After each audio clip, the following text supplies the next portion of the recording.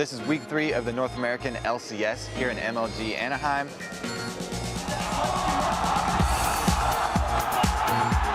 I love being at live events and I love the fans. They motivate me and they excite me to play better. You can feel your monitor shake and you can hear the crowd even through the soundproof booth. It's a lot of fun. I feel like I'm a star or something, I don't know. Yeah, the Shotguns get some fan adoration as well. It's really, really flattering. I love that people care so much about the game.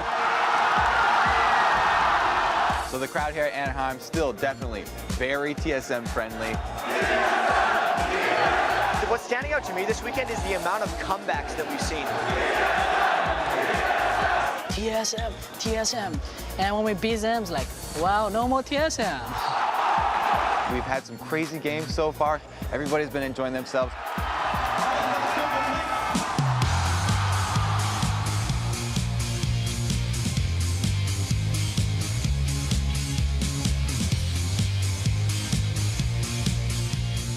Welcome to week 4 of the North American LCS Summer Split. I'm Rivington Bisman III, along with Joshua Jat Leesman, and thank you very much for your patience. Today we have a slight tweak to our normal North American LCS broadcast. Due to some technical difficulties, one of the teams will not be playing on our normal team stage, but instead they will be setting up in one of the studio's green rooms. But don't worry, it won't affect the games themselves. The only thing that changes is we won't have the player cameras up during the match. Other than that, should be business as usual for these guys. Absolutely. We just won't get to see the top of Zuna's head and all that yelling. Sometimes, half the time we will. Right. Yeah, that's true. That's true. So today that business includes 8 explosive games, starting with a revitalized Curse taking on a second-place Vulcan. But first, we've got to talk about all the action that went down at MLG Anaheim, especially Counterlogic Gaming versus the Team Solo Mid match. Man, I'm going to remember that game for a very long time. That was the North American game of the year. Nien, after in the interview with Kobe, said he was Peter Parker on Elise, and he's actually really starting to answer some of the big questions about CLG's role swaps and whether they can actually make a top laner.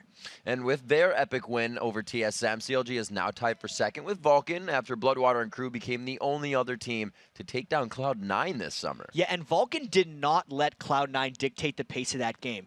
Mandatory Cloud, like usual, just manned up in that game. That guy is an amazing mid laner. They were actually, there was like a taste of their own medicine kind of match. It was really awesome to see a team do that.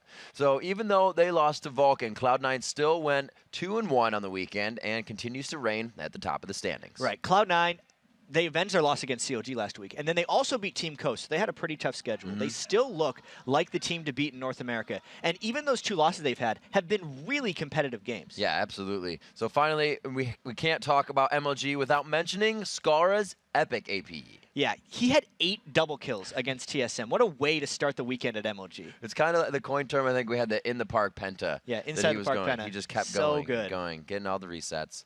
So after a week of action down at MLG, let's revisit the LCS standings and see where we're at.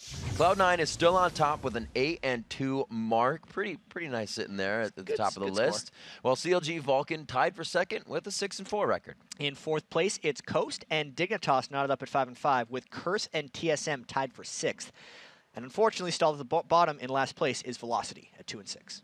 And some of those ties could get blown up on the special 4th of July NALCS broadcast. Our 8 games start with a resurgent Curse taking on second-place Vulcan. Then it's Velocity versus Team Solo Mid. And Cloud9 taking on Dignitas. Counterlogic Gaming then takes on or faces off against Team Coast. After that, it's going to be Curse versus Cloud9. Then we have TSM taking on Team Coast.